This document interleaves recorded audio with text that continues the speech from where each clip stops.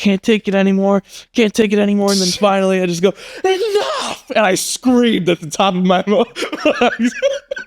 And I, like a superhero, like breaking through their like old clothes into their superhero outfit. You've got to be kidding. I swear this actually happened. So I break through, and as soon as that happens, I felt the most beautiful peace of mind I had ever felt in my entire life.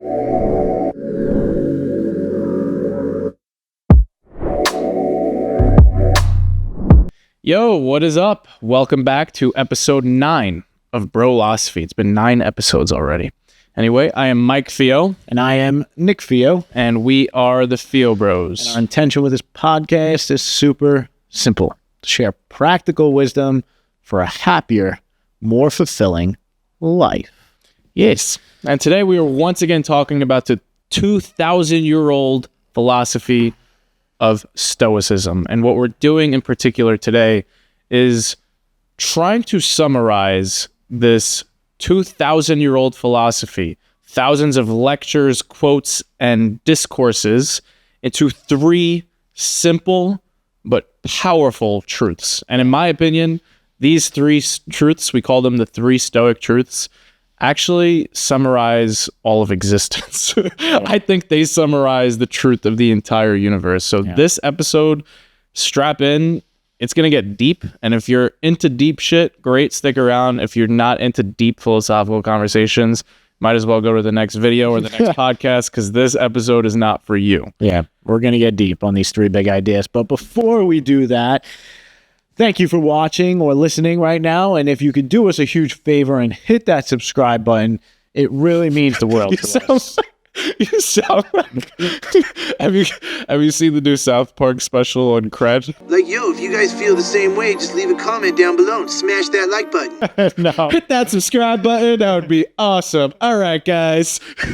We're leaving all that in. We are. All right. No, but on a serious note, make sure you hit subscribe and stick around for our next video.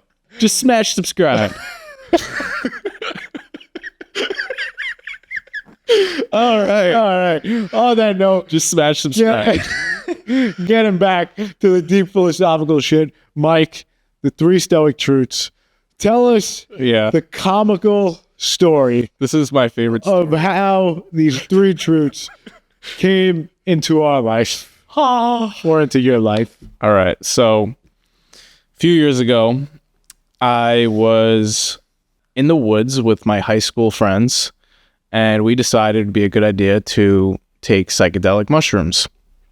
I remember very vividly, I'm walking through the trees, and it felt like inside my head, there were like these 2 wolves inside my head. You know, like the old parable about the 2 wolves and which one you're going to feed? Well, it felt like there were 2 in there, and they were just like attacking each other. And it felt like my head, like I couldn't take the pain and the torment of this commotion in my mind. Sounds terrible. Yeah, I was overheating. My body was like overheating. I felt like I was gonna explode, literally, like a bomb. Mm-hmm. So then I remember I'm walking, and I'm like, I'm cringing, like I can't take it anymore. Can't take it anymore. And then finally I just go, enough! And I screamed at the top of my lungs.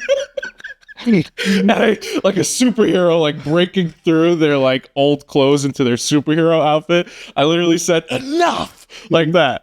You've got to be kidding. I swear this actually happened. So I break through, and as soon as that happens, I felt the most beautiful peace of mind I had ever felt in my entire life. I rose to an entirely new plane of consciousness that, to this day, I still sometimes get cravings for, because that's how sweet it was. It was like the most beautiful experience of my entire life. And I remember as soon as that happened, time slowed down. My breath, like every breath, felt like the air had like substance to it. Like, you know, right now the air is clear. It felt like I was actually breathing in like energy and out energy. I was connected, bro. Sure, we'll do that. On another level, I was connected. And I remember being so present and so in tune with everything. And slowly, one by one, finding my other friends who were all spread out across the land. And I remember finding one at a time. They were each like going through their own like struggle mentally. Like they were pacing back and forth inside their heads. Like we were all spread out doing that. And I remember one by one, I put my hand on their shoulder like this with my super present energy. And I just saw their shoulder. As soon as I did that and looked them in the eyes, their shoulders relaxed. They connected with me and they got on my level. And I went to one, then the next, then the next, then the next, then the next, until all 6 of us pulled up lawn chairs and just stared at the river. And we just sat there for hours. Not one person said a word. We were all just in the moment, just like basking in this. Okay. So where the 3 truths come in. This feeling of euphoria continues for the next day. And I remember opening my laptop up the next morning and I'm like, I need to journal what the fuck I'm feeling right now, because like, I think I could save the world with whatever this is, whatever the hell just happened. Like, this is amazing. So I started journaling, trying to figure out what the hell I'm feeling. And then like a lightning bolt out of nowhere, it was like literally a lightning bolt. I had a eureka moment. And I remember I closed my laptop, I grabbed a piece of paper and a pen, and I wrote at the top 3 truths at the top. 1, life is now. 2, nothing is permanent. 3, we are one.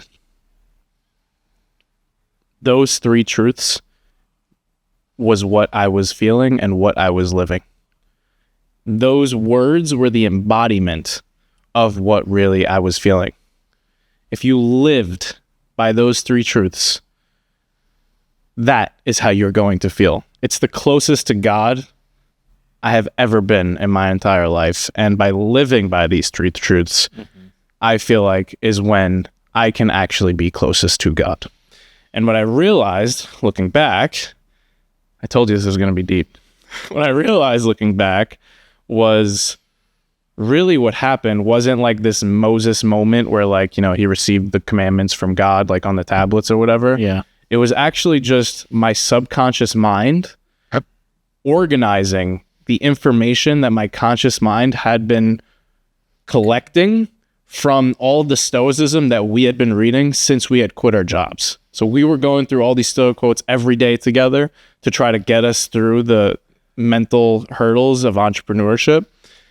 And one by one, they were collecting in my conscious mind, but they were seeping into my subconscious mind. I know I sound like a lunatic, but I really believe this is what happened. And when I rose to that level of consciousness with the magic mushrooms, it turned everything that was conscious and subconscious and spit out 3 perfectly organized truths that made sense of everything that we had been studying from Stoicism and really simplified them. That's my story. Wow. Yeah. That is quite a story. Right? I love that story. That is quite a story. Hysterical. And I'm sorry for anyone who's like, I don't know, my fiance's parents listening to this. Yeah, I did that. Well, you gotta be you, bro. Swam. Yeah, no, that is quite the story. And I really think that the best part is the ending. The 3 truths that came out of it, because they are, you got it tatted on you now. You like that?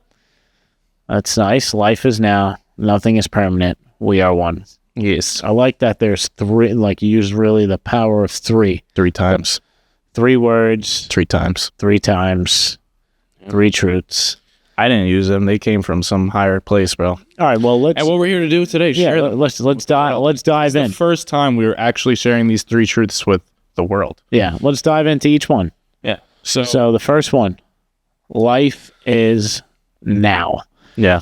Tell me a little bit about what that means to you. I'm going to start with the Stoic quote that really brings it to life. Okay. By Marcus Aurelius. He wrote 2,000 years ago. Which is insane. That's how true it is.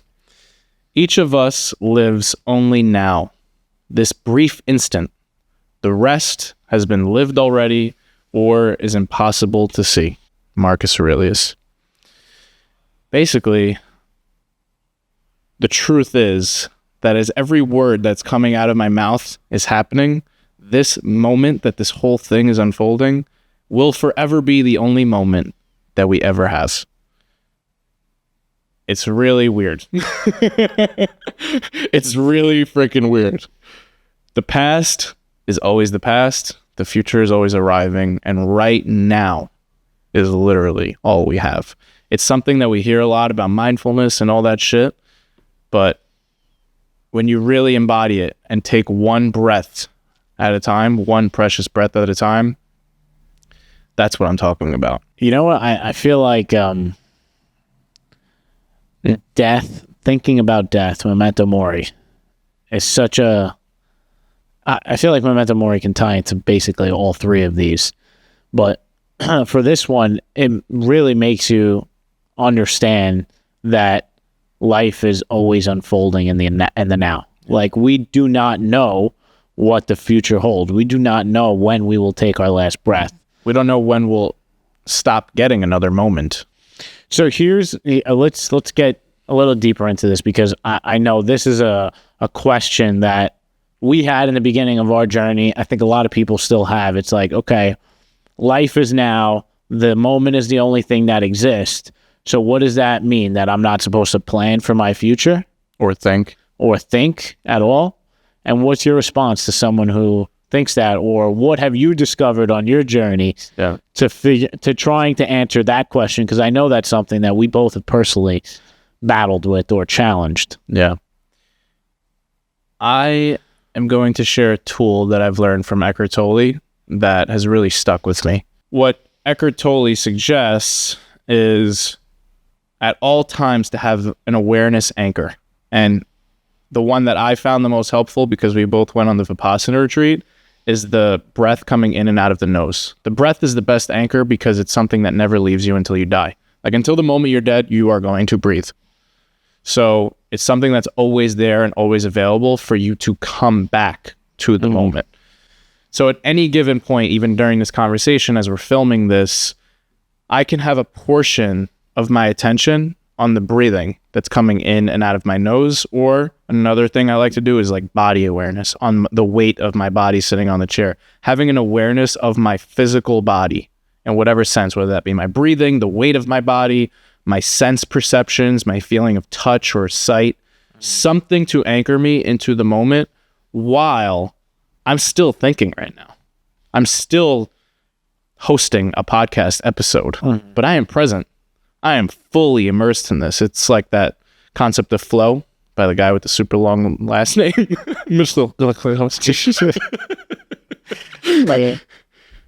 I think that's really the key, is to understand that it's not black and white. Do you have any thoughts on this one? Yeah, I think I agree with a lot of what you said. I think my take on that whole, like, can you always be in the present and do you have to plan your future? The answer is yes, you need to plan your future, right? Like, that is why humans were given these brains, is so that we can anticipate the future. So thinking about the future is not bad. How and when we think about the future is when things can go wrong. I think there's a time and place for everything.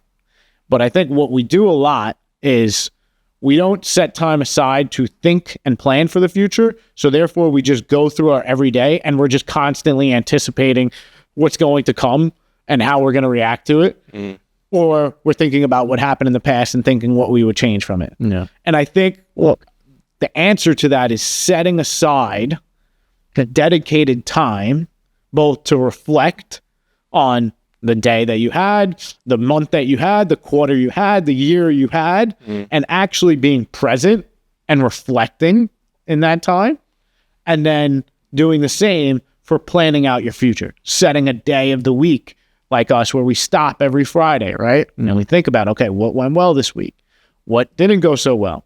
How are we going to make next week great? Yeah. And we set aside this time where we can be really present and plan for our future, reflect on our past. Yeah. And when you do that, when you set up those constraints and those boundaries, it then allows you to execute your plan in the present moment. That's great advice. So that's what I found to be the solution of, can you always live in the now? Yes, you can always live in the now with a plan for the future. You can, by setting those boundaries for yourself, setting dedicated time. That's my thought process on how I've come to scheduling in time. Exactly. Being purposeful about scheduling in time to both reflect through journaling and to plan through planning. Yeah. Exactly. I like that. All right. So number one, keep in mind, all we have is this moment. And now. And then. And then. No, and then. And then. No, and then. All right. Number two. Number two is nothing is permanent. Yes. So going back to the memento mori, we are going to die mentality, because that is... For those of you who have no idea what Stoicism is and you're watching this, memento mori is Latin for remember you die. And it's what these guys from 2,000 years ago were really set on sharing with the world. Yeah, and it was for this exact reason, right? It was to remind them, right, that when they conquered all of this stuff, that they, when they accomplished their goals and they were at the top of the ladder, that not to make that get to their head, because it's not going to stay this way. Eventually, you're going to die. Eventually, this feeling of triumph will dissipate. Yeah. Why do you think it's so powerful to remember this concept that nothing is permanent? I'm going to answer that with another Stoic quote. Once again by Marcus Aurelius. He says, observe constantly that all things take place by change, and accustom thyself to consider that the nature of the universe loves nothing so much as to change the things which are, and to make new things like them. Basically, what he's saying here is the universe is change. The universe loves change. If you take one look around, it's obvious. Mm-hmm. If you look at the cells and the atoms that make up every single thing in the universe, and you go to quantum theory and you go down to science, there is not one object in this universe, not one thing that is not in motion. Not one fucking thing in this entire universe, if you use a microscope, is not changing every millisecond, every moment. Change is constant. It is the only constant. It's the biggest paradox of the world. Change is the only constant. So we humans become miserable because we hate change. We resist it. We resist change, but change is the only constant. Yes. The Stoics say to live in harmony with nature, and we're not doing that. So basically, we need to make change our friend. We need to accept this truth or this fact that nothing is permanent. Everything is always moving. This emotion that we feel right now will not last forever. This life that we have will not last forever. And I also think that it can be used in a very powerful way when you're going through a tough time. Yeah. Right? It's that concept like the sun will come out tomorrow. This too shall pass. This too shall pass. And it's a great reminder when you're going through the thick of it that this won't last forever. And also when you're having a great time, to remember this won't last forever. So enjoy this moment right now, right? Yeah. I just found out the very sad news that a friend, their father, suddenly passed away. And it reminded me of this truth on a very, very deep level. Nothing is permanent. No life is permanent. So treat the people you love every day with that fact in mind. That tomorrow you might not see them. Yeah. And when you do that, you will show up with this sense of love that is so easy to forget. So easy to think, I'll see him again tomorrow. How many times do we do that to each other? You walk in sometimes and I won't even look at you and I'll dap you up like this without even looking. But it's like, who the hell knows when our last dap is going to be, right? It's true. You know, it's funny, as you're saying this, the thing that's going on in my mind is the other side. This whole episode is like one big paradox, because you're talking about love. And what I'm thinking about as we talk about nothing is permanent is detachment from all things. It's the Buddha and his teaching of attachment is suffering. If all things are constantly in change, the reason we create suffering is because we get attached to people, to emotions, to ideas. The ego wants to accumulate. It wants to attach itself to things. When really the truth of the universe is that it's wavy. Yeah. It's wavy. So there's a yin yang going on. There is, which really is a good transition to the third truth, which will bring in this concept of love, which is we are one. Yeah. So touch on that. What does that mean to you? What is that truth? Got the chills. What I'm realizing is that this whole episode and these three truths, I just learned something as we shared this episode. It's really about the ego. We are one. The last truth. It's the opposite of what the ego wants to hear.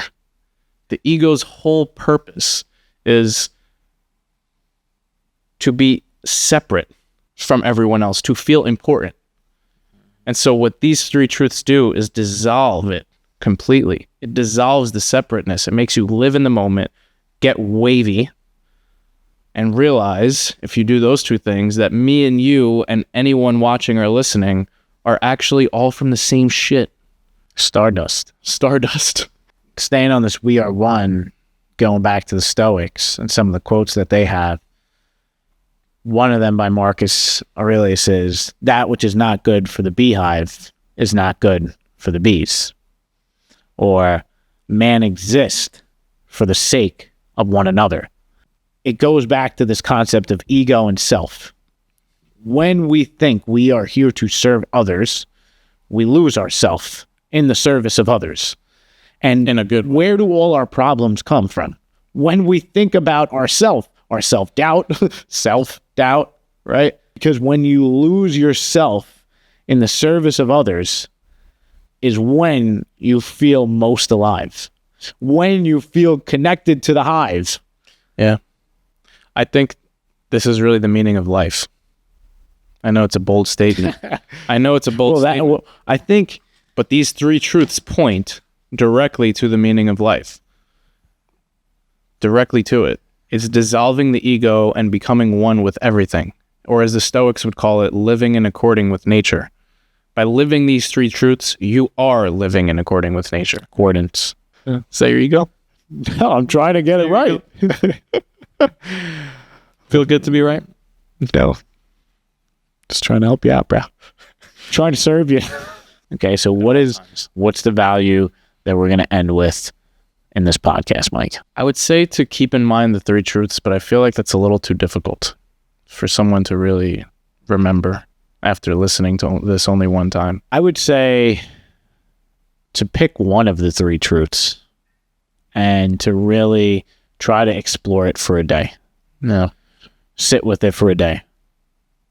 And whichever one suits you, whether it's life is now, nothing is permanent, we are one, pick one of them and try yourself, because that's what this is. This isn't preachy. Like, we're not trying to be preachy. We don't have all the answers. Absolutely not. What we're trying to do is share our life experience. And hopefully other people can get an idea, an insight, and the goal is for them to try it for themselves. And I think that's what we need more of in this world, is people thinking for themselves. So don't take any of what we said as absolute truth. Try it on. Yeah. Take one of these ideas, try it on, and see what you come up with. Solid answer, Nick. Solid answer. Good answer. Good answer. Good answer. Give me a boy's name that starts with the letter H. Jose.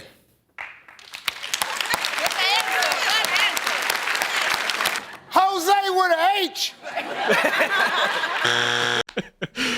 That was great. I agree with you. I think try it on is the best call to action. And what I take away from this episode is just like when I look at you now, I feel different than when I did before this episode started. I feel like there is something connecting us that is way deeper than Mike and my story. You know, there's a bigger story that connects us all, and I'm more in tune with that. And when I am in tune with that, I've noticed in my life, it's just beautiful. Beautiful things happen, and I feel beautiful on the inside also. That's great, bro. Yeah. I'm happy for you. Thanks. How do you feel? I feel excellent. I feel like this was a very deep episode, and I feel like people are starting to see what this podcast is really all about.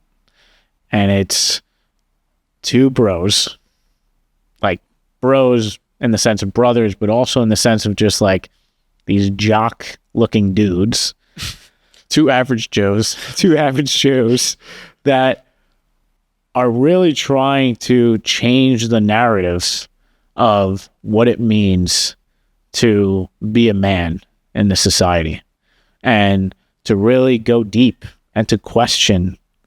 And that's what this podcast is really about. Yeah. It's to try to understand The world. this life, Yeah. and all of that. We'll conclude on that note. Just make sure you smash that subscribe button. And we'll see you next time. Love you guys. Talk soon. Peace.